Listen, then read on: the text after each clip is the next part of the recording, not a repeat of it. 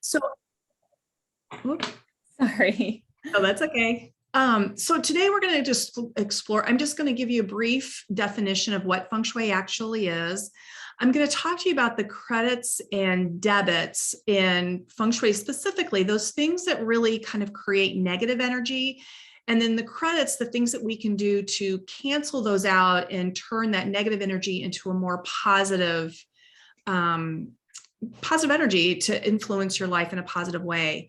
Throughout the presentation, I'll be giving you tips to boost the energy in your space. And at the end, we'll wrap up with some questions. So if you have questions, I would love for you just to maybe jot those down, and you can either put them in the chat box, or you can unmic yourselves or unmute yourselves at the end, and we can go over questions at that point as well. That's not wanting to go. So everything and everyone in the universe is made up of energy, and we can't always see the energy, but we can feel it. It's that feeling that energy creates is why we gravitate to certain people. It's why I might react one way to a piece of art and you react in a completely different way. It's why we pick one coffee shop over another. Or think about those times where you've been in somebody's home or a retail business or a store, and maybe you felt a little uncertain, a little discombobulated, or maybe you flat out recognized you just didn't like the energy of that space. And often you don't even realize that the energy is creating these feelings or causing you to make these decisions or responses, because so much of it is driven by our subconscious. And we can use Feng Shui in our spaces specifically to focus on the energy of the things in the space, to use it to energize our moods rather than drain it. I said earlier, your home is like a living, breathing vision board.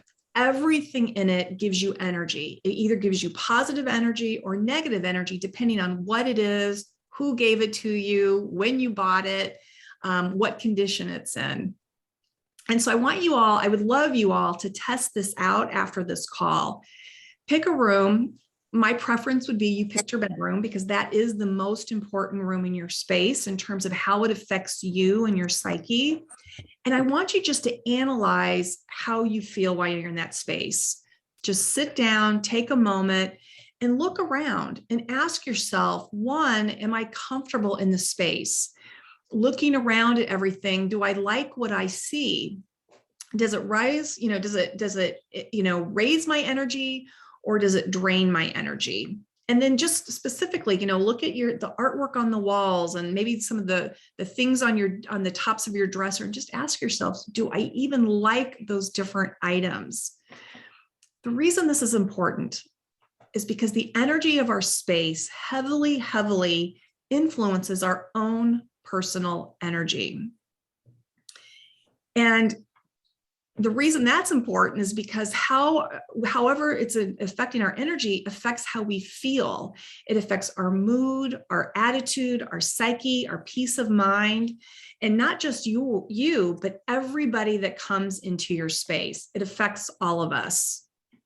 So as we talk today, I'm going to give you some ideas on things that might not be working and where you can start to improve that energy.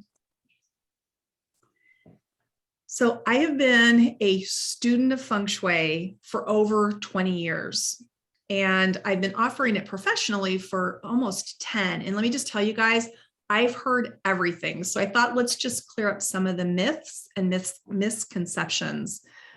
Feng Shui is not superstition. It's actually rooted in art and science. Feng Shui is not a passing fad. It's been around for thousands of years. It's really only been in the Western world with any true emphasis for about the last 50. And that's why it's not as commonplace for us yet, but it's definitely gaining ground. And then Feng Shui is not a religion. So much of Feng Shui is really about common sense. And I think you'll see that exhibited as I talk about different client stories and give you specific tips. And lastly, Feng Shui is not magic. But when you take your Feng Shui action and you marry that with your really specific intentions about an area of life you want to improve, it is not unusual to see what I consider to be almost magical results. I've seen unexpected trips won, surprise checks in the mail, jobs that weren't, job offers that just seemed to come out of the blue, just to name a few things that myself and my clients have experienced. Feng Shui is really, it's just the art of designing an environment that makes us happy, that allows the flow of energy to move throughout the space. And when it moves throughout the space with harmony and balance, that's when that really enhances our own personal energy or our life force. And when we use Feng Shui principles of balance and harmony, we are naturally just bringing down the stress levels in our home. And when we bring down the stress levels in our home, that really positively affects our own stress levels and brings our own stress levels down. And when we do that, we're increasing our opportunities for success and happiness and love and prosperity, everything. And that definitely affects how we feel and how the people that come into our space feel. And it just puts us in a lighter, happier state of mind. So this is what I would love if people would just maybe on chat, and I don't know that I'm gonna be able to see it, but hope if you see anything, I would love for you to share that with me. But when you go into your space, what brings your energy down or what decreases your energy when you see it? I'm excited. I see some fingers going.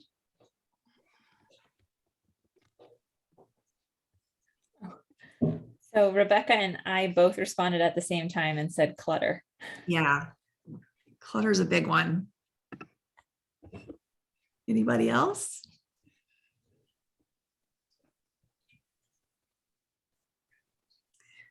Well, I will tell you guys, clutter is always the point of entry when we start talking Feng Shui. In Feng Shui, we actually say clutter kills qi.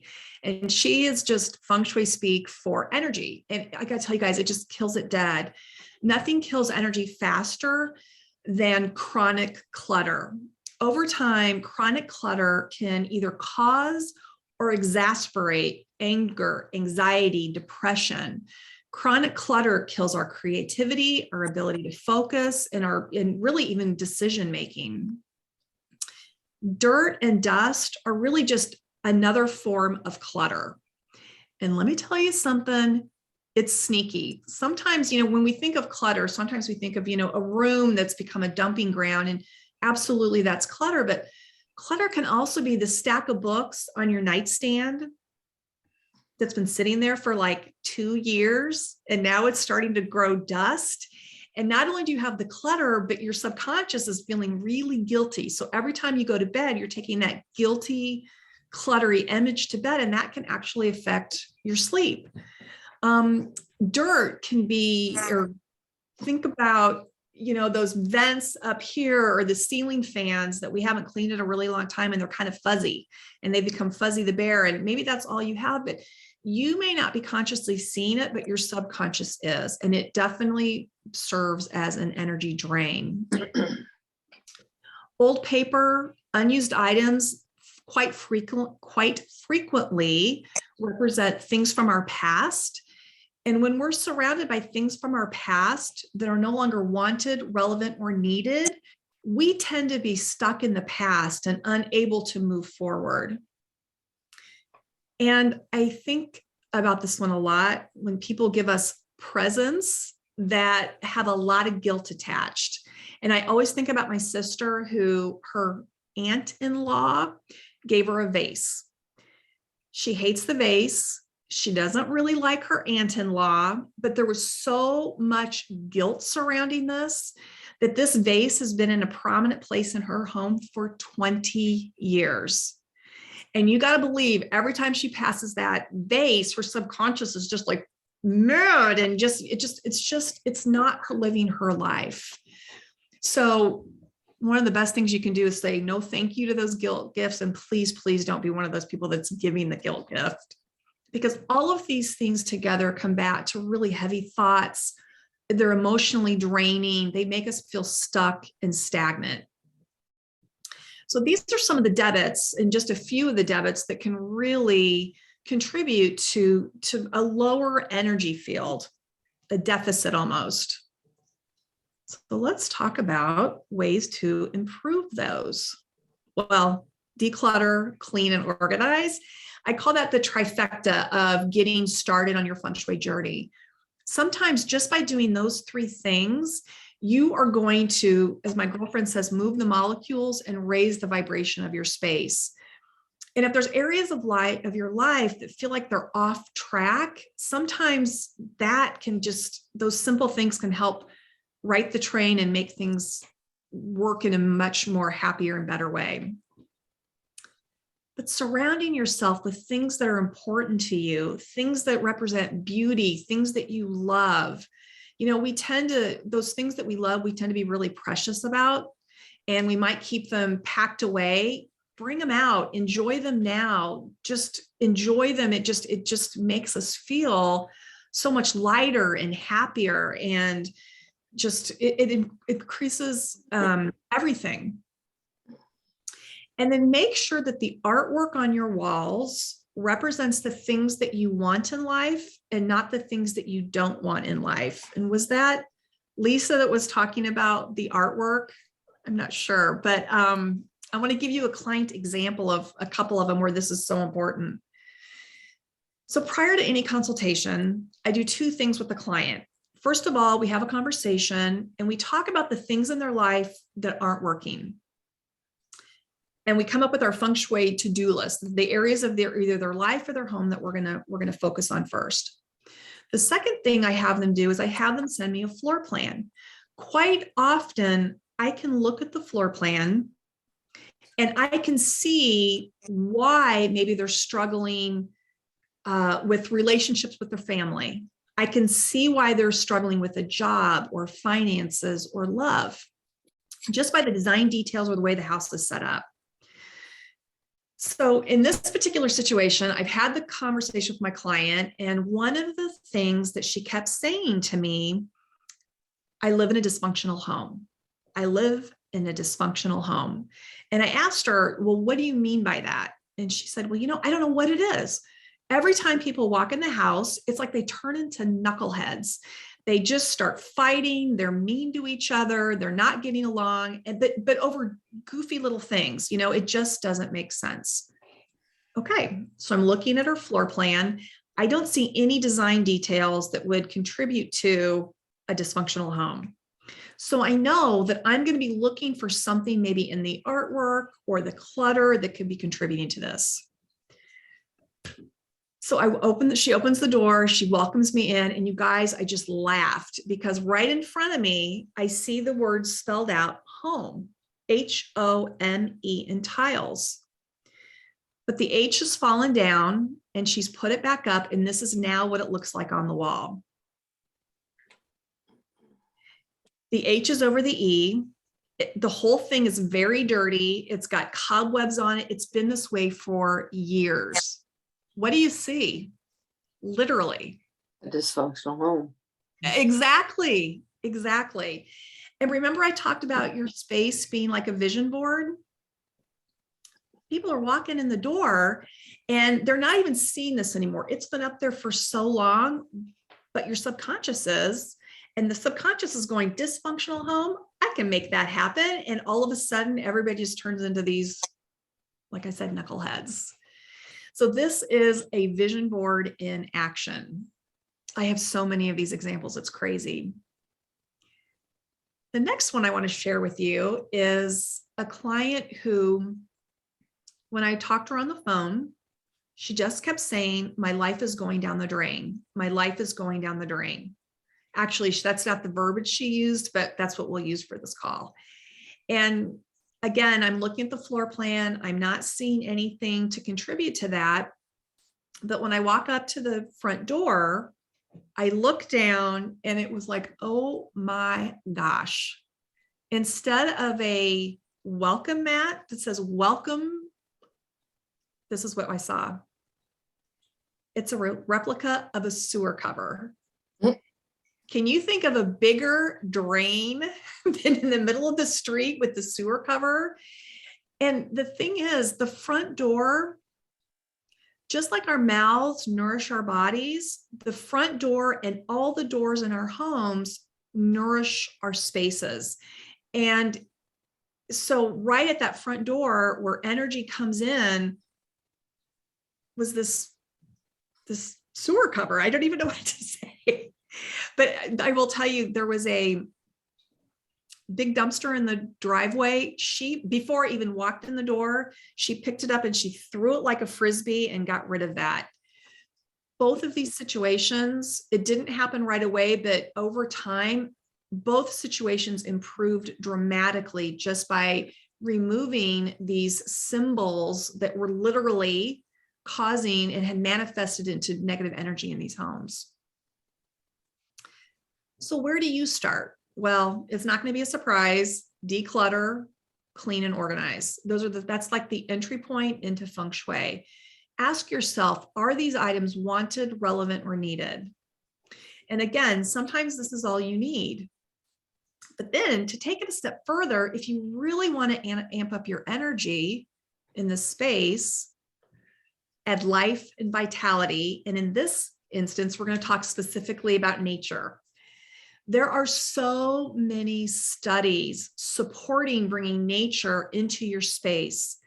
There's a whole industry that I don't know if you guys are familiar with it, but it's called biophilic design. And it's all about the health benefits and the mental and emotional benefits of bringing nature into our homes and into our workspaces. And of course, the first and the easiest one is through plants. The right plants, all plants represent life and vitality. They bring live energy into a space. Some of them can absorb toxins, purify the air. They've been known to reduce stress.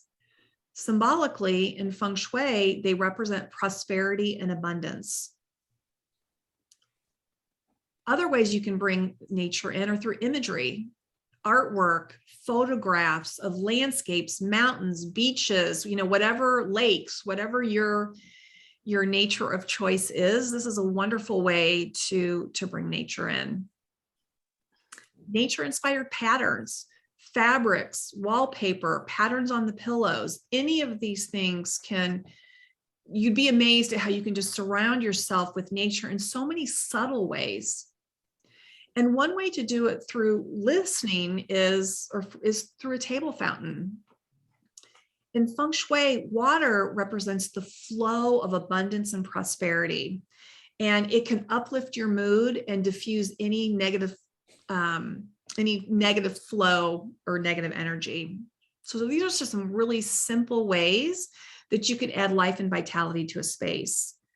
Now, these pictures are very stylized, but here's some just examples of either artwork on the walls. You can see that. You see literally plants. You can buy, like this light fixture up here is made from natural materials. This pillow down here has got a pattern very much like a seashell. You've got wallpaper, lots of green. These are some really easy examples of way to bring nature into your space. The other way I wanted to talk to you about adding life and vitality is through light. Just light it up. Good lighting brings positive energy into any space. Homes that have areas that are dark and not well lit really can lack that life force energy. The lights in our homes, plus the natural light coming in through doors and windows, help to fuel our energy. Or look at it this way, it's like you're filling your health tank. So the first thing to do, and I do this in so many consultations, just open that window treatment and let the healing power of the sun come in and burn away any old stagnant energy. And you guys, clean those windows. Clean windows are so important because in Feng Shui, they represent how we see our future, and literally and symbolically how, looking into the future. And they're so important. That 2 years ago, my husband asked me what I wanted for my birthday. I told him a window washer. So that's what I get for my birthday every year now. It's a big deal.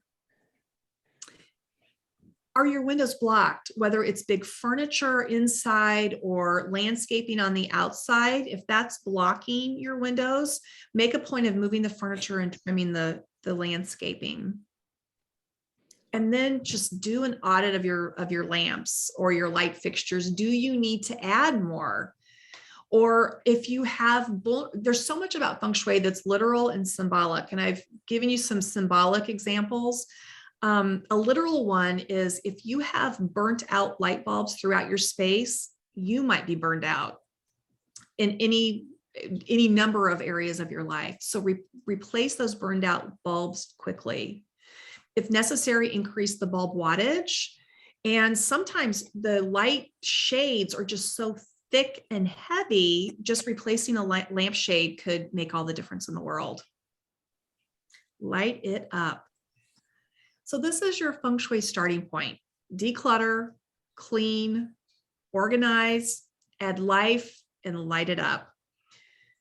Now, there is so much more to Feng Shui than this. This is just, I keep saying your entry point. It's so much broader and deeper and juicier, but this is a good place to start. A couple of fun resources are, one really fun and easy book is called Move Your Stuff, Change Your Life by Karen Rao Carter. It's a fun read.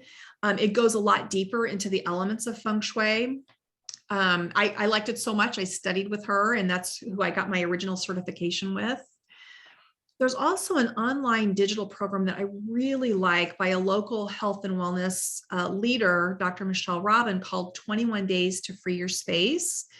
This is an online digital program. You get an email every day, but every day it's either around detoxing chemicals from your body or your mind or money or clutter. And it's just a real easy way to get started. And then lastly, if you want to learn more and you want to talk a little Feng Shui, I offer a free exploratory call just to chit chat about it. And I do online and home virtual consultations, and I'm happy to talk to anybody about that. But more importantly, let's jump into questions.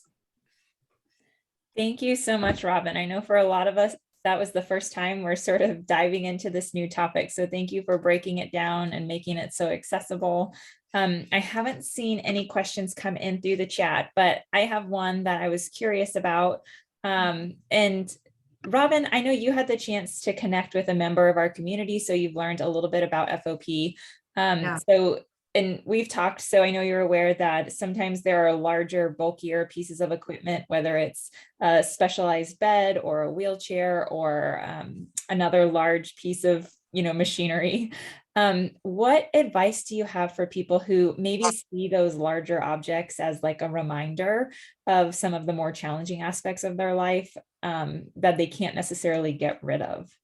Right. And I've thought a lot about that. And so much, everything in life is about balance. It's kind of the yin and the yang, right? And so there's things that you're not going to be able to remove. And so it's important then to balance those out with visuals that really make us happy. Think about in your sight line, what's the first thing you see when you wake up and the last thing you see before you go to sleep?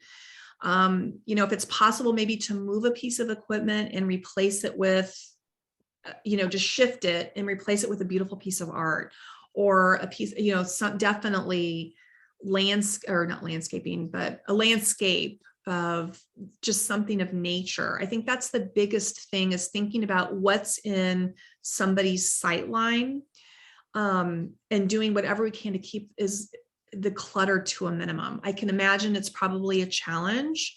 So it's getting ruthless about the things that really don't need to live there. Thank you. Yeah, that's a great way to kind of shift our perspective. Does anyone else have questions? We have a question. Oh, go ahead.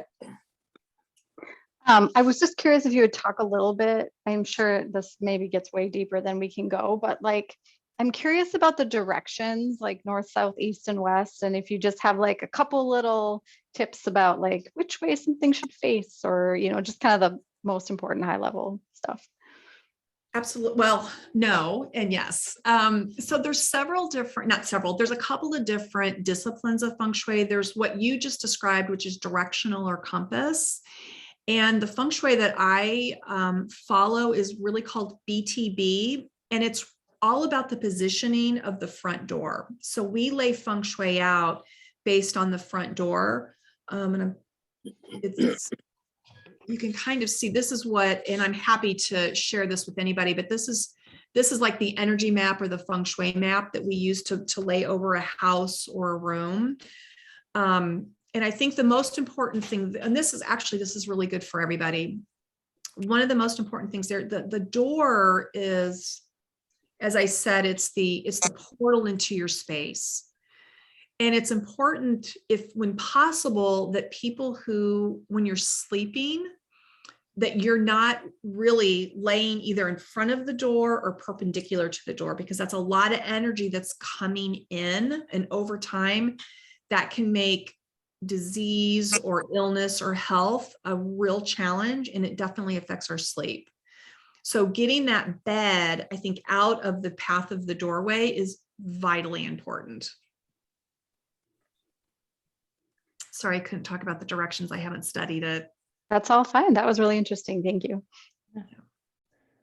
And it's helpful to focus on the bed. It's just, sometimes I know when you're learning new information, it can feel really overwhelming and you're like, oh my gosh, there's so many new things. So just taking away like the bed and the perpendicular, it's great to have a very tangible and compact action point. So, well, and if you can't move the bed, one of the best things you can do, regardless of, your health situation, none of us should be in front of a doorway.